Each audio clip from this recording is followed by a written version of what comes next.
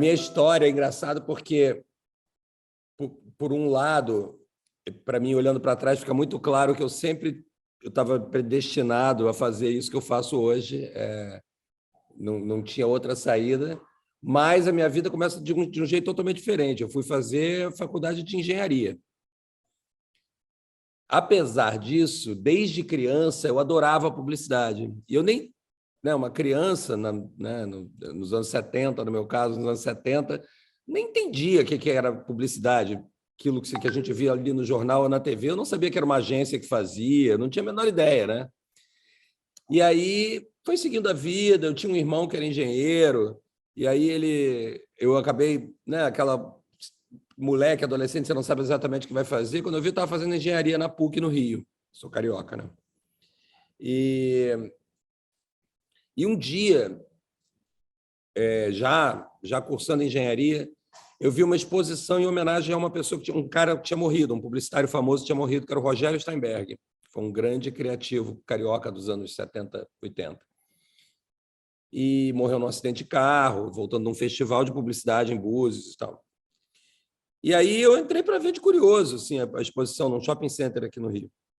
E eu fiquei chocado de ver que várias das coisas que eu adorava ver na mídia quando era criança tinham sido criadas pela mesma pessoa, por uma pessoa. Então, eu acho que eu tive um choque assim da percepção da importância do ser humano, da ideia criativa, né? Da autoria até, dentro de um processo que fala com milhões de pessoas.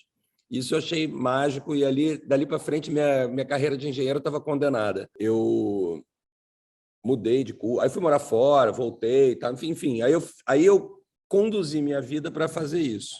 Comecei a trabalhar em agências pequenas. A primeira agência que eu trabalhei é uma agência que não existe mais, chamada Mental Market, de um criativo que é o Falcon, o Walter Vicente, foi um puta professor para mim, maravilhoso, um diretor de arte. Eu sou redator, mas ele me ensinou muita coisa principalmente sobre a postura pessoal de um bom profissional de publicidade, de marketing, e de um bom profissional de criação especificamente, né? Quais os valores pessoais que você tem que cultivar para se tornar mais competitivo nesse mercado? Que tipo de problema e casca de banana vai acontecer com você? Então, por exemplo, ele falou um negócio que depois muitos anos depois, fui dar aula, e eu falava isso na primeira aula para todos os meus alunos, assim: quem não sabe lidar com frustração não pode trabalhar em criação publicitária. Porque muitas das coisas, das ideias que você tem, elas não vão para frente, ou elas vão para frente de um jeito diferente, e você tem que estar pronto para dizer: tá bom, então não vai ser assim, então vou fazer uma outra melhor ainda. E assim vai o jogo. Quem não lida bem com a frustração, com o desapego, acaba sofrendo demais nessa profissão. Então, esse tipo de coisa, essas dicas pessoais, essa coisa meio guru, esse meu primeiro chefe, né, dono dessa agência que eu trabalhei, foi para mim. Daí, eu fui trabalhando em agências maiores e tal, não sei o quê, até que cheguei no Rio ainda, na Giovanni, que foi um marco muito importante da minha carreira, onde eu cresci profissionalmente. A Giovanni era, naquele momento, a maior agência disparada do mercado do Rio de Janeiro, já era uma das maiores agências do Brasil, e ela durante muitos anos em que eu estava... E aí eu fui crescendo dentro da agência até virar diretor de criação da Giovanni no Rio. E nesse período todo, a Giovanni sempre teve um gap em São Paulo, precisava de alguém em São Paulo, precisava de alguém em São Paulo, e a gente, depois de muito conversar, decidimos que eu seria essa pessoa. E aí eu mudei para São Paulo, onde eu vivi 17 anos. Né? Eu fui para São Paulo em 2003, dirigi a criação junto com o Valdir Bianchi. Foi um período mágico, foi maravilhoso, a gente fez muita coisa legal, ganhou muito prêmio, apareceu muito, a agência cresceu muito, para clientes grandes, importantes, como o Fiat, Kaiser, Pirelli, um monte de cliente que cresceu muito também, né? As marcas cresceram muito naquela gestão nossa lá. Depois de alguns anos ali, a Giovanni foi toda vendida para o grupo UFCB, uma série de mudanças normais desse tipo de processo aconteceram, de certa forma, bloqueando alguns dos desenvolvimentos, das inovações que a gente estava construindo ali, e a gente decidiu que a gente tinha que começar do zero de novo, e do zero significava montar um negócio. E daí nasce a Santa Clara, que a gente abriu em maio de 2006, portanto, está fazendo 17 anos esse ano, e nasceu já, eu acho que com o histórico de tudo isso, como acho que qualquer profissional que chega num ponto onde ele vai abrir seu negócio, ele vai aplicar tudo que ele aprendeu dali para trás, né? E se não fizer isso, está perdendo a maior oportunidade da vida, de fazer, pelo menos ter certeza se as coisas estavam certas ou erradas, né? E aí foi foi isso que a gente fez, na verdade, principalmente eu e o Ulisses, né, que é meu sócio e era VP e COO da Giovanni, que comigo abriu a Santa Clara, e a gente foi trazendo para ela todas essas crenças, todas as críticas até que a gente vinha fazendo ao formato, ao modelo de negócio e ao que o mercado consolidou como um modelo de negócio vencedor em agência. A gente achava que tinha outras formas de fazer, e a Santa Clara foi o grande laboratório onde a gente fez isso e continua fazendo ao longo desses 17 anos. A agência cresceu bastante nesse tempo todo, como qualquer startup, enfrentou muitos desafios, sobretudo nos primeiros anos de vida, né? Muitas agências que abriram junto com a gente, mais ou menos naquela mesma época. Era uma época de expansão importante econômica no Brasil, e então todo mundo estava muito animado para fazer, e uma troca de geração também dentro de publicidade, então acho que isso também colaborou para isso, mas a verdade é que, sei lá, de todas aquelas 15, 20 empresas que nasceram naquele período de 2 ou 3 anos, basicamente tem a gente mais uma ou duas. Então, que é um pouco, não foge muito dos números e da estatística sobre startups, né? Quantas vingam e quantas caem pelo meio do caminho, e faz parte do processo, um darwinismo natural, e a gente, felizmente, passou por esse filtro e cresceu. A gente hoje é parte de um grupo internacional, que é a MC-Sat, né? A gente fez um acordo, uma venda do negócio aos poucos em já há alguns anos. Continuamos 100% com o controle da gestão do negócio, então nada se alterou do ponto de vista desse laboratório, né? Dessa história de a gente estar testando e crescendo novos modelos dentro do negócio. E hoje a gente está muito feliz com isso. Assim. Santa Clara é uma agência com marcas muito importantes hoje. Mais do que isso, ou tão importante quanto isso, um negócio que, de fato, mudou o modelo, o business model, né, de agência de publicidade. É completamente diferente do que eu vi a minha vida inteira e do que eu ainda vejo como um padrão de mercado, tanto do ponto de vista da agência para fora, quer dizer, como a gente se relaciona com os clientes, como é que a gente vende o que a gente faz, como é que a gente empacota. Então, toda a história de trabalhar por projeto, de ter produtos da agência, né? Hoje a agência tem mais de 25 produtos que ela vende, são produtos, de fato, produtos com todos os detalhes de um produto de consultoria que um cliente pode ter do ponto de vista de transparência. Quanto tempo demora, quanto custa, quais pessoas, quais ferramentas, qual o objetivo, o que vai ser entregue no final da compra desse produto. E esses produtos vão se juntando como peças de Lego. Então, a gente atende desde um cliente que tem um problema específico e vem para a gente e fala assim, olha, eu tenho esse probleminha específico, a gente vai lá e tem um produto para resolver esse problema dele. A gente diz, a gente resolve isso aqui, tem esse produto, ele leva 45 dias de trabalho, vai ter tal e tal e tal profissional alocado, está aqui um protocolo de como ele funciona, um timeline, tudo. Então, até clientes que chegam e falam, olha, eu preciso mudar essas métricas de marca aqui ou proteger determinadas métricas de marca nos próximos 5 anos. E aí a gente vai fazer um bundle de vários produtos, montando o que seria algo parecido com uma agência full service, mas, na verdade, totalmente focado em atacar os problemas específicos. Então, a frase que a gente fala é aquela coisa de camiseta americana que diz one size fits all. Um tamanho serve para todo mundo. E a gente acha o contrário disso. One size will never fit all. Tudo nesse negócio deveria ser customizado, diria até artesanal. Né? É um business, uma agência de publicidade é um business de B2B, né? Basicamente, é um B2B, que tem, no máximo, 20 clientes. Né? Então, você não tem nenhuma desculpa para não ser uma agência totalmente específica para cada um desses 20. Se eu dissesse assim, não, é um negócio que tem 20 mil clientes, eu teria algumas dificuldades de customizar. Mas não é. Então, é artesanal, é alfaiataria, tem que ser alfaiataria. Então, a gente mexeu tudo isso da porta para fora e, para poder entregar isso da porta para fora, mexeu tudo da porta para dentro. Então, nossa relação também com os talentos que trabalham na agência é totalmente diferente. Também é por alocação de recurso de trabalho, alocação de horas, é super preciso. A gente falo que hoje a gente pilota um avião, e eu fico meio assustado quando eu penso assim, nossa, eu pilotava um avião enorme no visual, sem instrumentos. A Santa Clara é um dashboard com 1 milhão de instrumentos. Hoje eu sou CEO do negócio. Né? Então, hoje eu nunca vou deixar a criação, porque, mesmo como CEO, eu estou o tempo todo olhando isso e participando disso, crio ainda, né? Faço tudo. Minha vida não mudou muita coisa, não, mas como CEO, é um orgulho e um prazer ter uma agência que está tão na mão, assim, no sentido de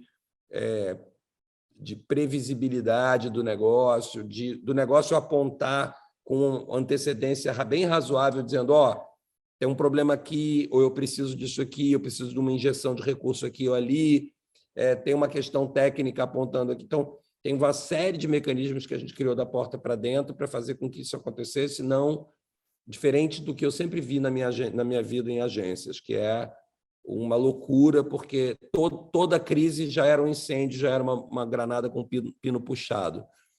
Então, isso acabou. A agência é extremamente serena na condução o que, para mim, é o que permite ousadia, criatividade. Porque se você está na crise, está no desespero e tal, você vai ficar mais medroso para tudo. Então, a segurança de um negócio bem gerido é um meio caminho andado para você ser muito mais ousado, por exemplo, criativamente, porque você está tranquilo de que o negócio está seguro. Né? Então, isso foi uma tarefa que a gente se propôs lá atrás e hoje eu digo com bastante orgulho que a gente entregou. E é isso. Aí hoje eu sou CEO desse negócio. Como CEO, e eu assumi como CEO no início da pandemia, onde a gente fez uma boa parte dessa segunda parte da transformação, principalmente da agência para dentro. Então, hoje boa parte do meu tempo está em criar esses mecanismos de gestão, como a gente funciona remotamente, como a gente vai, muito em breve, funcionar no metaverso. Então, todas essas questões são muito parte hoje do meu job description, é olhar o presente e o futuro desse negócio do ponto de vista de como as pessoas, porque uma agência de publicidade é sempre feita por pessoas, como as pessoas terão recursos, quais recursos para fazer com que esse negócio possa seguir avançando e crescendo, como vem nesses últimos 17 anos. Olha, eu acho o marketing tem um papel gigante na minha, eu acho que na vida de qualquer pessoa, e eu digo principalmente pelo que alimenta ou deveria sempre alimentar o marketing. Quer dizer, o marketing, na verdade, é um sistema de decisões, né? Você pensa ali um grupo de técnicas e um sistema de decisões voltados para a conexão entre marcas e pessoas. Né? Vou chutar aqui uma definição bem ampla e tal. Mas como é que ela faz isso? Como é que essas decisões, como é que elas se balizam? De onde vem o critério dessas decisões? E aí vem o grande ponto. O critério sempre deveria vir de psicologia, sociologia, antropologia, né? Então, no final das contas, o marketing acaba sendo um simplificador. E essas coisas, psicologia, antropologia, sociologia, são complexas, né? São assuntos bem complexos, são pouco digeríveis por nós, que não somos psicólogos ou antropólogos ou sociólogos. Mas, como profissionais de marketing, a gente aprendeu a ler isso. E, ao aprender a ler isso, isso muda a vida da gente, eu acho, porque você se situa no mundo. Qualquer questão no mundo, pode ser a questão de como as pessoas se relacionam nas suas famílias ou nos seus grupos de amigos, num mundo digital, num mundo onde elas estão se relacionando 90% de forma não presencial, e como é que isso afetou essas relações. Então, isso, por exemplo, quando a gente vai lá e lê sobre isso, e pesquisa sobre isso, e vive isso nas estratégias que a gente define junto com os nossos clientes, quando termina a reunião, fica um residual da pessoa física, né?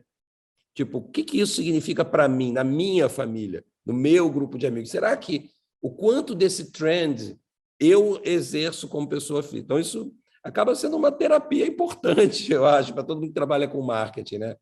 Ou por exemplo, as relações políticas, né? Como é que isso se relaciona com a sua vida política no país, né? Do que você acredita, para onde você acha que o país deveria ir. Então, eu acho que o marketing ele acaba sendo uma ótima desculpa para a gente se aprofundar nas questões da sociedade, porque sem entender a sociedade, você nunca vai fazer marketing de qualidade.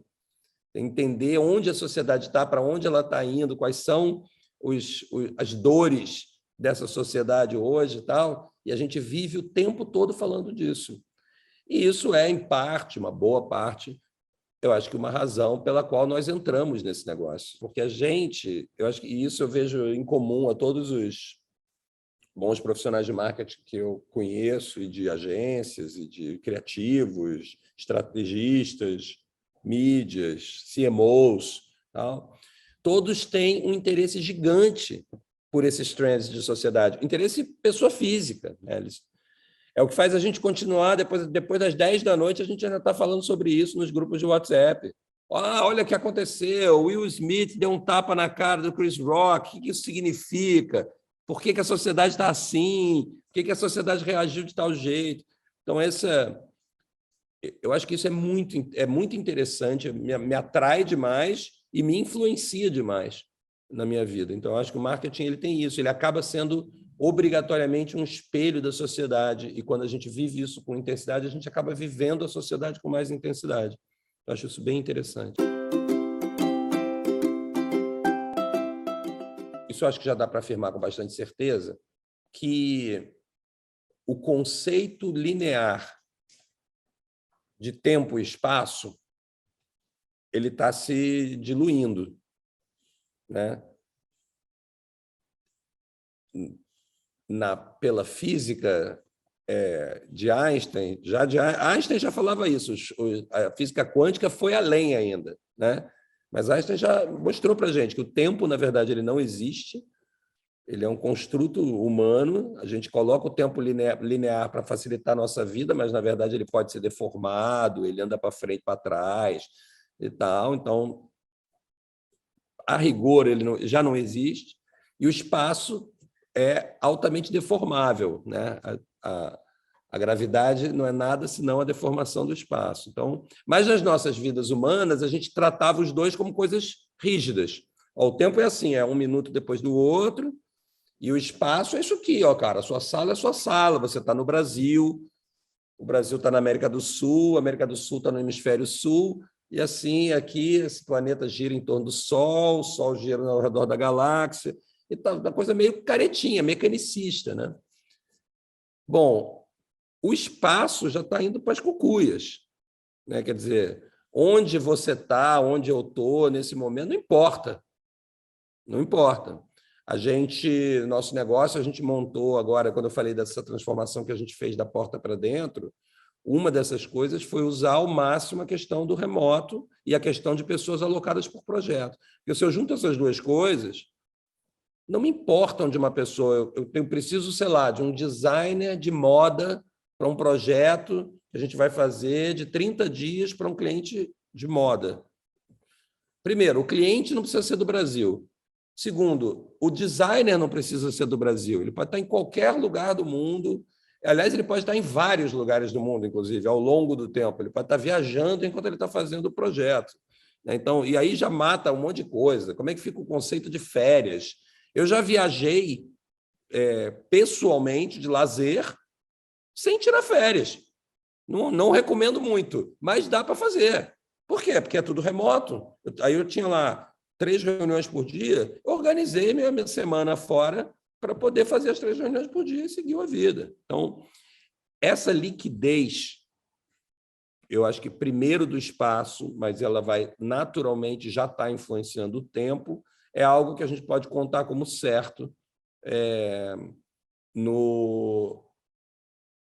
como mudança crucial nas relações entre marcas e pessoas. As marcas podem estar em qualquer lugar, as pessoas podem estar em qualquer lugar. A outra coisa que é quase uma consequência disso é uma característica, uma característica desejada por todas as marcas hoje, e que a gente vê, e eu acho que a marca que trouxe isso com mais... Acho que quando, lá no futuro a gente vai olhar para trás e vai historicamente dizer quem foi a marca que trouxe isso para o mundo. Foi um cliente nosso, inclusive, foi a Uber, tá?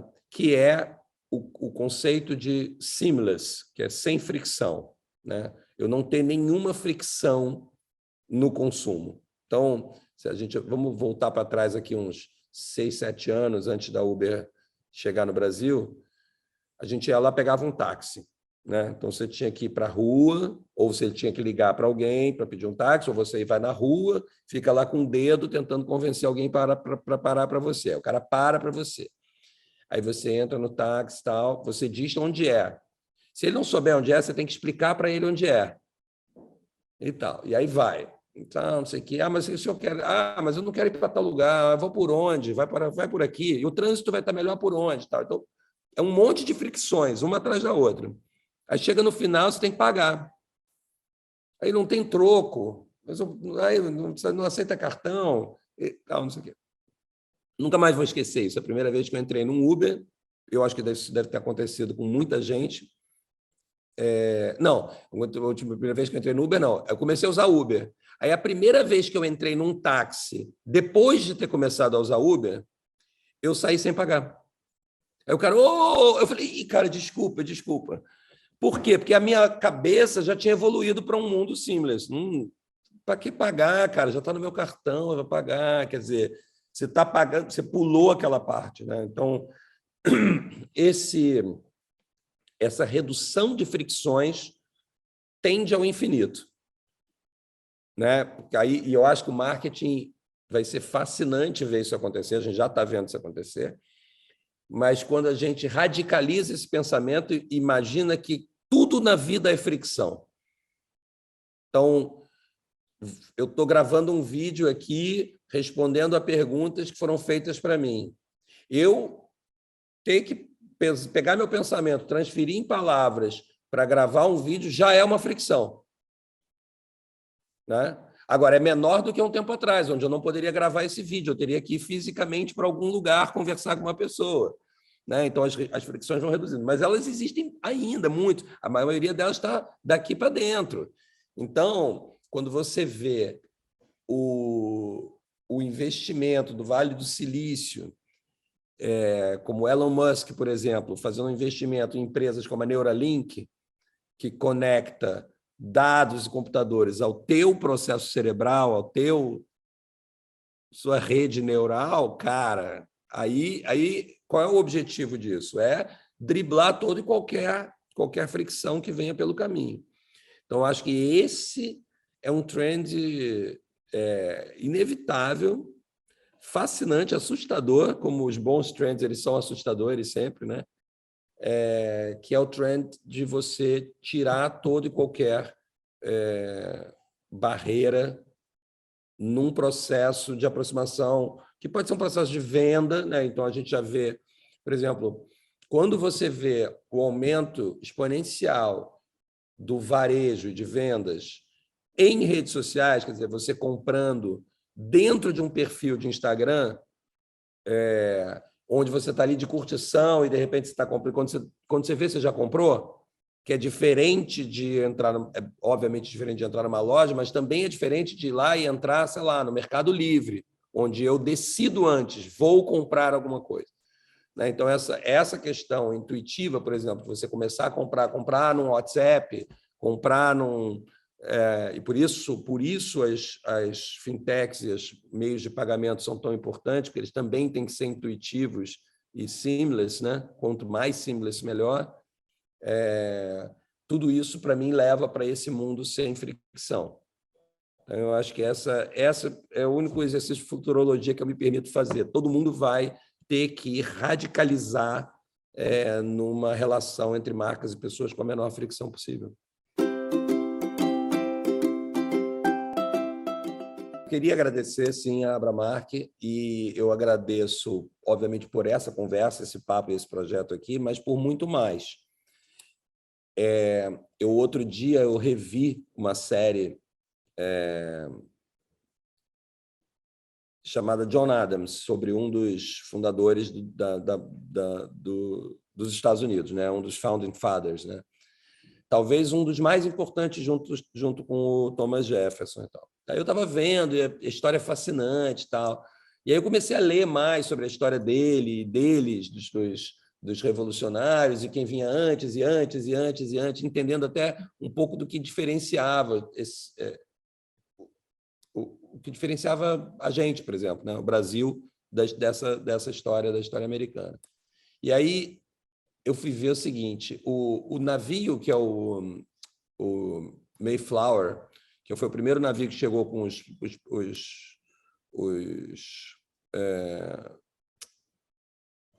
primeiros colonizadores, né, que eram os Pilgrims, né, saindo da Inglaterra, fugindo de perseguição religiosa e tal, chegou em 1630 na costa leste americana, perto de Boston. Em 1636, ou seja, 6 anos depois, eles fundaram Harvard. Né? Então, a importância, você vê que isso muda tudo, né? Isso muda tudo. Então, assim, a gente vai precisar fazer um país. Tá bom, o que a gente precisa para fazer um país? A gente precisa de uma academia. É a primeira coisa que precisa. Não tinha ainda estrada, não tinha hospital, não tinha nada. Vai ter uma universidade. Então, e quando eu fui ver isso, 1630, 1636, eu fiquei em choque e um pouco de depressão também. Porque, né? Então, eu acho que entender que formação é a base de qualquer sociedade evoluída é uma condição sine qua non para isso. E eu acho que isso vale para todas as áreas, e eu acho que esse trabalho da Abramark ele tem essa característica, entendeu? Uma missão de formação que é transformadora, não para uma ou 2 ou 3 gerações, é transformadora para toda a história de um segmento, de uma carreira, de uma especialidade, de uma profissão. Né? Então, é incrivelmente nobre, importante, e eu acho que o que essa história que eu contei aqui de Harvard diz é que é de necessidade básica. Sabe a história da pirâmide de Maslow lá? Não está no topo da pirâmide, não. Está lá embaixo da pirâmide, lá, junto com comida, bebida e ar. A gente precisa de formação e de cultura. Então, senão a gente não evolui como povo, a gente continua selvagem. Né? Então, eu acho que esse aqui é o grande mérito, e é por isso também que eu agradeço. Eu acho que todos nós temos muita gratidão a isso.